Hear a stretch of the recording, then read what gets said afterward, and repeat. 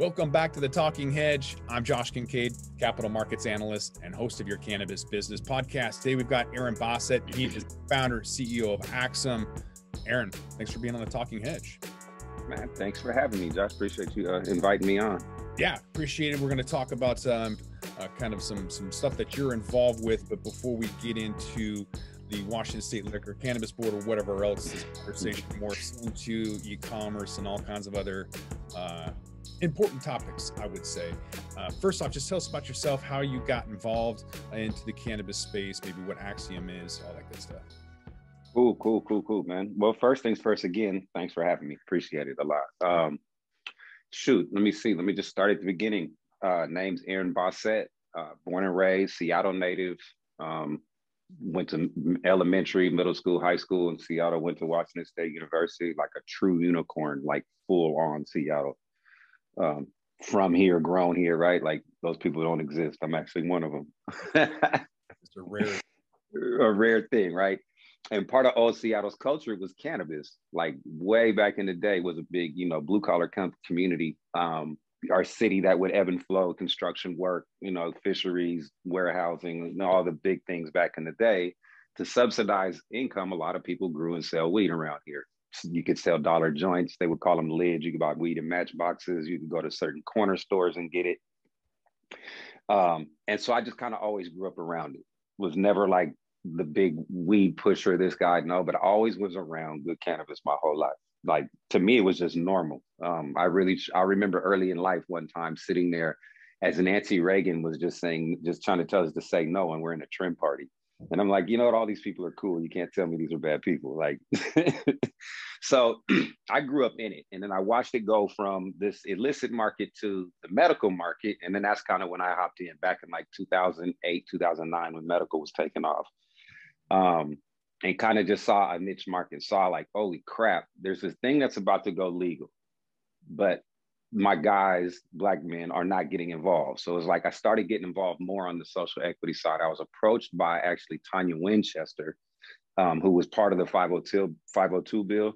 And her question to me was, where's the Black people? And I was like, look, I don't support this bill because it doesn't address the war on drugs. It doesn't address anything to help, victims of the war on drugs now become an entrepreneur or an enterprise inside of a legal industry that was once illegal. That was 2012 when we had that conversation. In 2021, we still have nothing. There's no pathway, right?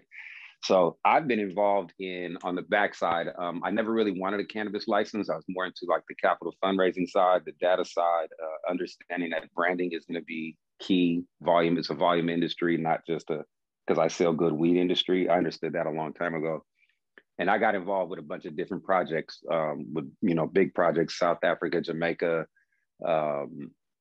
down in Florida and Orlando. They were going to try to go legal. I did some stuff in Frisco. I'm working with a social equity group down in San Diego right now, who actually, they have a very good social equity plan about to pop off to everybody. Very good plan. And then that led me, all of those adventures led me back to the state of Washington to say that, why haven't we addressed this yet? What's the issue? Why is there an issue? How come we can't address this? And then still to this day, the LCB has done nothing. So I ended up standing in this lane of social equity, kind of by accident, not by choice, just kind of natural organic pathways, conversations, being in the industry early, meeting Tanya Winchester early right after they wrote the 502 law, having these conversations led me into this path of social equity. And walking down that path of social equity also leads you into a whole lot of other things, right? So it taught me politics, like, I don't think civics actually needs to be taught in school. Like, I'm a firm believer of that now, because I was in my 40s before I truly understood how politics works.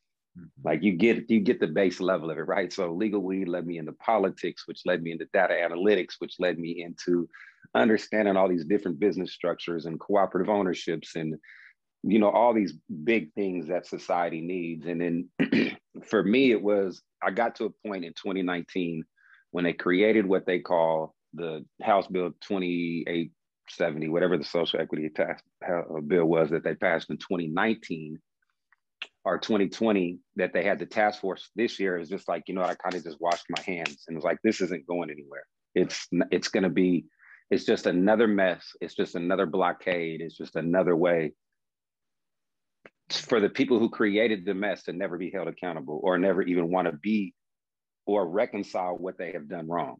And you see these fights and you see these struggles. And, you know, if you come from the illicit market like I did into which now became a tax market, the illicit market was way more truthful and honest because honesty and untruthfulness will get you killed. But in the legal industry, it's backstabbing, it's all these things. And you realize how in politics that plays out because there's a lot of people greasing pockets and being in positions to stay in positions of power versus trying to actually create a real industry. It's a weird thing coming from my perspective, right? From the social equity side of things. Mm-hmm. And so that's led me into what I believe is the true creation of a social equity plan for the state of Washington. And it has to do with like e-commerce. It has to do with data. It has to do with Bitcoin and cryptocurrencies, not Bitcoin in general, but just cryptocurrencies, blockchain contracts, small scale farmers, farmers markets, consumers, delivery. And pretty much there's a couple of people in the state of Washington who are just building it and doing it themselves. And it's a small scale and a small test market, but they had no choice but to do it. And then, I mean, it's obvious you need to get to that point eventually, right? Because there's this lack of progress. And I feel you on getting to the point where you draft a bill, you find support, and then it goes nowhere. You know, I wrote a bill for overturning that felony on consumption lounges to get cannabis cafes, and then you spend the time to write it, and then you submit it, and then you get senators and House reps involved, and then all of a sudden it goes nowhere because it's not a priority. You know, the pandemic hits or whatever else that gets it shoved off to the side, and then you're like, well, you know what? Forget it. I'm just going to have my own. I'm going to do pop-ups. I'm going to do what I need to do. To this point where you're like, I'm over it. So when I was researching all of those bills for consumption, a lot of those places had social equity bills written in, like Illinois, but yet you have zero social equity licenses and something like $100 million in revenue from $1 billion in sales and no equity licenses. And all the while you have a conviction over in Massachusetts from the mayor or mayor, I think, who was selling licenses for $250,000 to whoever could afford it. Right. So yeah. You have this corruption, you have this systemic issue where nobody wants to move forward with it. They talk a big game about social equity. And so at some point I don't know how you get them to make it a priority, but it sounds to me like you're just moving forward without them. Yeah, I mean, it really comes to a point where one, they can't even define what social equity is, right? Like if you understand the coded language of our policy system, right? You cannot, the war on drugs, we have documentation, we have all these things that said who the target of the war on drugs was, Black men. We don't have to come up with conspiracy theories. We can go dig the files out, we can do this. But yet we cannot use the terminology Black men in social equity because you can't use race as a determination for who benefits from things.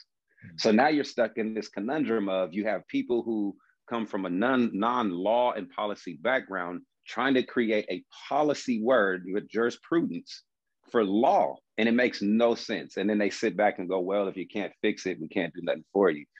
And then they can't define social equity either, in understanding that social simply means everyone and equity means ownership. So why is there not pathways to ownership, not just creating good workers, right? The slaves participated in the building of America too, right? Like they never got the benefit. So what's the pathway just to getting Black people into a cannabis industry, but not creating owners, right? And I think when you start talking on those levels, it puts a lot of people in defense versus them taking the stance of, you know what, let me take the stance to learn. Right. And then you get these power players and this greed and this corruption and these egos and all these other things placed. And one thing that I've never spoke about me personally, I've only spoke about community because it represents so many different people. Right. And I think a lot of people, especially in the state of Washington, a lot of people don't want to hear this, but Washington has got to be. And by far, if you talk to the Black community in the state of Washington, will tell you it's one of the most racist states in all of America. Because they act like it's not. They tell you that it's not. Oh, it's not. It's not. It's not. It's not. It's not this. It's not that. It's not you. It's you. It's you. It's you. And it's like, I don't know. And man, you know, Washington would lynch Black people through policy over and over and over and over again. And it comes to a point where like, you know what? How many times do we got to get punched in the face as a community? How many times do we got to keep going back? How many times? And it just comes to a position where it's like, you know, this is the most technologically advanced city in the world. We have Amazon, we have Microsoft, we have access to tech, we have legal cannabis. Why are the two not being married? So you start marrying those two in backroom situations and meeting at cafes and understanding how you can create a community infrastructure in cannabis that, yes, it is illegal, but through tech, the people have no choice but to do it. So they're kind of protecting themselves in other ways, you know, small scale farms, so on and so forth. And it's an unfortunate situation that if the state would want to work with people who are coming up with these kind of solutions on their own, imagine what the entire cannabis industry could be. Well, as a Black man, you're being gaslit by the folks, the representatives in Washington State. And so maybe the people in King County, you know, Seattle, greater area, and all of Washington, you know, kind of believe what they're hearing and reading rather than really trying to go to the root cause. So maybe we just give the folks a perfect example of the disparity, the missed opportunities, the corruption and advantage, you know, that people get taken advantage of even right now. High Times has, in California, there was an issue with a social equity applicant down in California. And it involved a High Times when really it was a Washington State Have a Heart that Have a Heart sold that license to High Times. And yet, so what happened was there was a social equity applicant, and the folks over at Have a Heart went to one of these social equity applicants and bought them out. And it was, I believe it was two Black men, and one of them didn't even know about what was happening. The other one, not at all, took the money and ran. So even with the social equity applicants, and people say, oh, we have social equity. Well, do you? Have you followed through? Do you really know what's happening? How many licenses are being issued? And if they're being sold unfairly? Yeah, there's all those things, right? I think New Leaf in Portland probably has the best program, but it's such a small scale. It's like 3% of, or whatever percentage of sales within the city of Portland goes back to cannabis, Black-owned cannabis businesses, incubator fund, like to get businesses started, right? And one of the big things about that is when you talk about Have a Heart, is one of the people who did that sits on the social equity board task force for the state of Washington.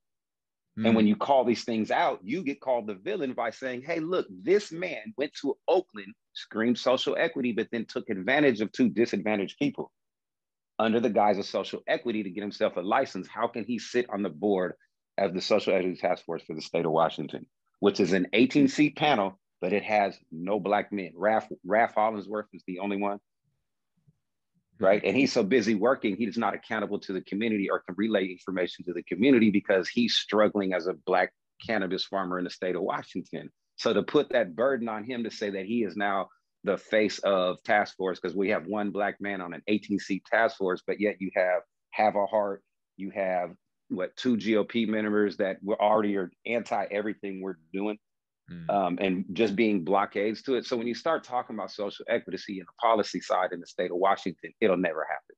Not from a policy perspective. And it's not going to happen until the people on the streets, the people on the ground, the people who need it, the medical patients who need it, right? The Black folks who want in, the natives who were locked out, the Mexicans who were locked out, or Spanish-speaking people that were locked out, right? In Eastern Washington, who were also high victims of the war on drugs, right? Who were almost forgot about in all of this conversation. And being a Black man in this situation, you have to be cognizant of all these different people that need in. And you can protect these social equity licenses by creating true community licenses. I'm big on like branding and licensing at this point. I don't think a store is a pathway. I don't think all these other things. I think if you take the community, if you think about like a Coca-Cola plant, they produce 300 different bottles out of one plant. You could do that same thing with cannabis facilities, right? Use those, make them co-op owned, meaning the owners, the workers of the facilities are just pumping out different brands that they don't own. The facility is just a facility to process. And then you also use those brands outside of, and this is where the LCB they're going to really love me for this one, is that I've already started getting out of state money. We have an equity fund, or we have a capital fund that we're getting money to create branded Black brands, because we're only the branding company. So we just have licensing agreements with these processing facilities. We no longer need 502 or the LCB's approval to do anything.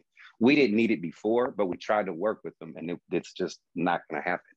So now we have a couple contracts going in place with a bunch of processors to get Black brands on shelves. And we have sell through on the shelves. Involved? Is it a timing issue? Is it a lack of resources? Is it not a priority? What is your opinion on why they didn't want to get involved when you were trying to initiate and get this started? Oh man, I think Washington has a true deep history of racism that they don't want to admit it exists, and they don't ever want to admit it exists. It's easier to say that it's not me, it's you, right? Versus yes, we set up redlined communities that only Black people could live in, they couldn't live out, and then we targeted those communities with drugs and high police rates, and so you have high rate crime numbers in communities simply because of targeted policy, right? You now move, this was back in the 70s and the 80s and the 60s. Now you fast forward to the 2000s, and now you have these people who sit in these policy positions who don't want to take accountability for bad policy and just create more bad policy. They don't say, you know what, that was a fucked up racial thing. They go, no, it wasn't racism. No, it wasn't this. No, it wasn't that. They'll say everything but what it was and walk away from it. They do not want to ever say, we fucked up in how we set this up. How can we help get you in? Nobody. There's not, you have a licensing agency that created an 18-seat task force to tell a licensing agency how to give out licenses. Somebody make that make sense.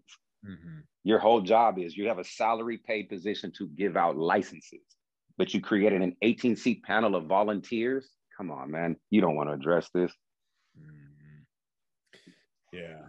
So you're looking at branding and quality, or is it branding versus quality? That I always said, which is kind of controversial, that branding in the cannabis space is not a thing yet because people are just looking at what's the highest THC at the lowest price point. Yep. Traditionally, people are looking at price and convenience, and that's how they make their purchasing decisions. And also then there's a commercial and they're like, oh, okay, I relate to that. But I think that's a very, very mature market where you can see a brand, see a commercial, and then relate to it and then want to buy it. Where are you at with cannabis and the commodity itself? Is it more about the quality or branding? And is that where you're going with Black Cannabis and taking out-of-state funding to facilitate that drive? Yeah, absolutely. I think that, like you just said, I think when the industry started, it was more about what's the THC level? Can I get high? All this hippie stay to it mentality, right? We didn't move past that. And I think we've now matured. And I think the biggest thing that cannabis is missing in all across the nation is the storytelling piece, the experience, right? It's one thing to say you have the best weed, but prove it, because what's good to one is what's good, not good to the other. Nobody's doing the storytelling. Nobody's doing actually branding. And then they're not taking the time to use different avenues to brand and get the story of their brand out there, right? It's we sell weed, we sell weed, we sell weed. I think Burner's probably doing a good job with cookies, but past cookies, and that's just a brand. I think there's ways that you can tell stories and sell experiences. Like, what's the Black woman's experience with cannabis? We haven't heard that yet. We don't know how a Black woman likes to kick back in the end of the day with her friends and smoke some tree and talk about how life is affecting them, right? We haven't seen any of that type of marketing. We haven't seen any of those type of materials. We haven't seen any of those type of experiences or stories told in cannabis. It's really been a lopsided story. So I believe that in Black cannabis, almost like everything else, rap, hip hop, everything. I remember when rap music wasn't played, but you can turn on a Mercedes-Benz commercial now and rap music's being played, right? Like, so I think that you're also looking in that the cannabis industry is stale because of these lack of opportunities for so many different people to get in. It's really been about the rich. And I think that's a real classist system versus a racist system. I think it all plays together. But I think Black cannabis in itself tells a different story than cannabis has seen. And I think through social media avenues, there's no way that the influence of those stories being told won't be felt by the people that need to feel it. Black women, Black men, Black community, harmful people, BIPOC, LGBTQ, all these different things, right? The WTF, all these different, pronouns and people. Those stories have to be told for them too, not just, hey, it's young, get high, smoke weed, almost like Marlboro branding. Like, that's kind of where cannabis is now, this real stale generic branding. And I think you start seeing more storytelling, you start seeing a better understanding of cannabis from the consumer side. Like, what is good weed? What does high THC mean? What is those things? And I think those storytellings from these different people will help mature the entire industry quickly too, I believe. Yeah, we'll see a combination of, stupid marketing. I mean, I can't believe to this day we're still seeing a lawsuit from Skittles suing Skittles, or however you say it. It's Yeah. ridiculous. I mean, that was funny in 2015 when you were ripping off Hershey's, but Right. already lawsuits. So, I mean, that's Yeah. ridiculous that you would even do that.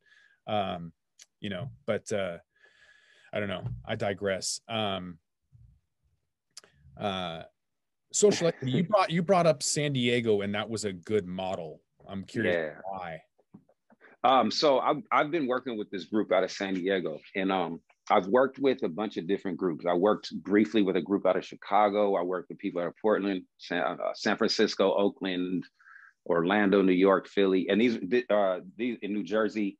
And it was just getting things going. There's something about this group in San Diego that is amazing that I haven't seen before, is the way that they have a connection with the policy makers, right? So their county, the San Diego Board County Commissioners, is leaning on them to say, hey, look, you guys give us the plan. You tell us what's the best thing. Don't let us tell you.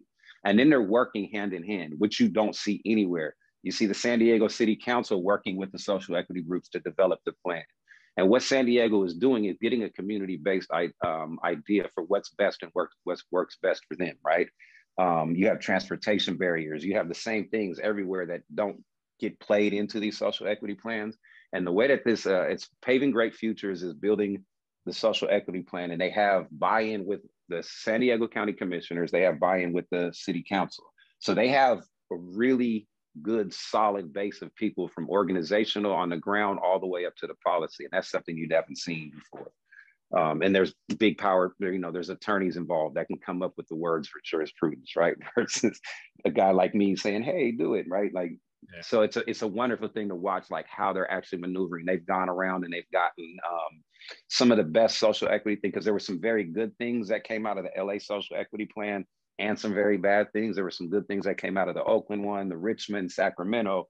And what they've done is gone and find all the good and talk to the power players in all of those social equity plans. And they're using that collective IP to design this plan in San Diego, which looks like it'll be real community-based and almost, we haven't worked through the rest, but it's going to be real community-based ownership type models. It's actually really cool.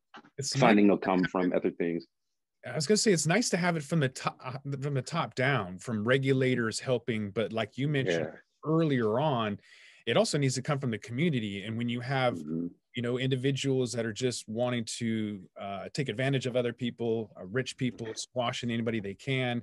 There was an example recently of Burner, his cookies brand in Oregon, taking advantage of Jesse Horton, another black farmer, basically taking his Jesse Horton strain and changing the name on it. And it was a rare cultivar. It took Jesse 2 years to find that, and then changed the name, didn't even tell him, didn't pay for it. And then, still had his company on there loud. So he's like, where's my money? What happened to the strain? All this stuff. So good on Burner after, thousands of people were bashing him in corporate, calling him corporate cannabis and this and that. So Burner actually reached out, I think, personally to Jesse, and they're going to squash that and hopefully take those proceeds and set up something for black farmers in Portland as well.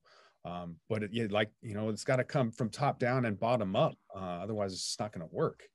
Yeah, it's just not. And I think one big thing for me is being involved in this since 2009, looking at all these different models that haven't worked. Like you said, everybody's used the word but haven't passed it. As the one big thing is, I don't think the top down doesn't understand how traumatized the bottom is, right? And how hard it is to bring a group of people together that are still in the state of Washington, 80% of all cannabis arrests, which is mind blowing. Like we've pulled numbers, and I've been shown numbers from other people who are tracking. There was 7 arrests or 15 arrests of black men for growing with less than 15 plants that can result in felonies. But there was 100 arrests of white growers with 100 plants or more. Wow. That resulted in nothing. Wow. So, it's like, we gotta stop the top downs, gotta stop this constant pressure on the bottom to say, hey, you can get in, but then they still got their guns pointed at them at the same time. It's like, whoa. Yeah, man. So that's got to, push out a lot more. It's going to create, it's basically going to squeeze out a lot of ideas, right? So you've got an idea of e-commerce. When you get pushed down and you kind of have this rubber band effect, when you kind of have to back up so much. I know for me with the cafes, I just did pop-ups. I was like, you know what? This is, and what did Thomas Jefferson say? If there's a law that's not only unjust, it's not only your obligation to disobey, but your duty to do so. Something to that effect, you know? Yeah. And that's just how I felt. But that was white privilege on my part, being able to run out and just do what I wanted to do. I wasn't even worried about getting arrested. And to this day, I look forward to a $27 smoking in public ticket so I can laminate it and put it on my fridge. I don't have to worry about felonies, you know? So somebody like yourself is coming up against the same issues and you're tired of it. You want to move forward, and you've kind of created this e-commerce platform that you got some huevos, my friends, because you know, after the Silk Road thing and whatever else, that's pretty ballsy. But we don't have a choice, though. I mean, that's kind of where it gets to, right? I mean, you have the LCB, and then, you know, a lot of people got upset because of whatever reason. I don't really care anymore. Is that you have the LCB who sits there and stands on this position of social equity, right? And says they want to do this. But at the same time, what people don't understand is that just a couple of weeks ago, there was a raid in the state of Washington where 40 Black men were arrested, 40 Black men only. No Asians, no white men, no women, no Spanish-speaking people, nobody of any other descent. And it all broke down to cannabis. But if you look at the media press release that came from SBD, they'll tell you that it was drugs and all this other things, dangerous criminals. And it's like, hold on, wait a minute. The LCB's role in that one day when I called it out was we don't have nothing to do with it. To the next day saying, yeah, we were involved. To the next day saying, yeah, we busted 2 processors that were involved in it. But yet we don't know the name of those processors. We don't know who was busted, but 40 Black men were targeted and arrested for basically weed, but then it's all masked through guns and drugs in this. These men were all over 40. There's not that many 40-year-old gang members. Right. And so you look at these press releases, and these are what's happening real time right now. And when the LCB gets held accountable, what does Ollie do? Claim victim and says she doesn't like the pressure. Right. But Ollie, you're sitting there as a human being who claims to care about a community you have no accountability to. When you're told she's going to be held accountable, she goes running to the same people who victimize the community. She doesn't come to the community to say, hey, what do we need to do? What do we need to stop? Right. So from the top down, this social equity thing and the LCB's role is very predatory against the Black community. So we had no choice. I'm willing to take those charges. I'm willing to go to prison for my community because we have no choice. And all we want to do is pay our taxes and make legal money. But because of the oppressive system that's set up, there's 0 pathways in, none. So it's a fucked up thing, right? And you know, you got Washington State Patrol still checking money for legal weed, but that legal weed money should be coming to the Black community in form of education, business incubator programs, all kind of different things. But the police force is getting legal weed money to enforce weed laws in a legal weed state against Black people only. But the LCB doesn't want to talk about that. So, I mean, we didn't have a choice. And it's just one of those things. It's a fucked up situation to have to be in and live. And it's not fun to have to live in that way. But at the end of the day, man, people need to eat. And the only thing that's stopping them is a piece of paper that the state of Washington can give them. Nothing else. It's not a big thing. It's like there's this whole industry you have existing, but you have this whole other community from the medical side to the Black community that need in, and they just can't get in. Patients can't get medicine. People can't grow to get patients medicine. Black people can't do anything to get in, but then other than be consumers or security guards. Right. So tell me about your solution. Oh man, my solution is simple. We have created basically ghost businesses and ghost things where if you get into the network, there's a simple little menu and that's just the ordering pieces. So there's a simple little menu of people that people can order. There's flour, there's pre-rolls, things like that. You have just like you said, a pop-up cafe that kind of rotates around that if you're in the network, you get to know about.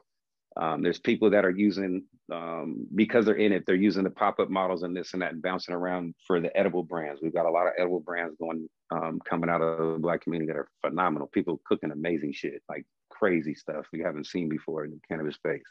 You have like the art and creative space, right? So a lot of the Black creators are holding art events, but using cannabis as a way to, you know, sell their flowers at these art events. There's basically small scale farmers markets, 4 or 5 people, and it's just people doing these small little mom and pop things that survive just enough to make enough money to pay bills for the end of the year, right, or the end of the month. And my solution is right now that's the illicit side, but on the legal side, we're creating cannabis brands, and we're just getting contracts signed with processors to start putting brands on shelves in selected areas too. It's not like we're just going to use that. We're also going to use data and tech to figure out what is the best brands for sale through, and not just create brands off of feel and emotions. Like, here's the actual products, I mean, that are actually selling and moving, and, you know, not just, hey, this sounds like a good idea. So it's a very multi-pronged approach, because I also have a big bike club that we're doing. We have a bookstore, we have a coffee shop, and none of those have to do with the cannabis, but they're just business creation, job creation opportunities for people, you know, outside of it. And part of my goal is, once these brands get going, and even if they're only, right now I'm looking at each brand is about 4 people, because the processor takes on most of the work, the delivery, the thing. It's really just creating the marketing, the branding, and the other parts. So that's a small scale. And if you get 4 or 5 people, those are, my plan is 10 businesses that are owned by 4 people. That creates 40 new owners by the end of the year in the cannabis space that didn't exist prior. That's awesome. And some of the issues that you might come up against, you mentioned the LCB not enjoying the out-of-state capital. And the reason behind that is we have one of the more strict laws on out-of-state capital that limits a company's ownership to 10% from out of state. So sounds like you're just kind of going from a branding standpoint, and so working your way around that. We're just doing licensing agreements. I mean, if there's the Washington state laws of licensing, and our brand licensing is completely different. So we're not touching cannabis, so we're just a branding company. Random question: why is the best smelling cannabis in all of Washington state on 3rd Avenue, right across the street from the courthouse? A multitude of things, right? You know what I'm talking about? Like, fire there every single time. I'll say it to this day. Illicit weed. Well, I don't call it illicit, but the illegal weed, non-legal weed, is still the best weed. It is cared for. It is grown different. They're not into rushing a product out just to try to make money. There's actually a care. So the street on the weeds, the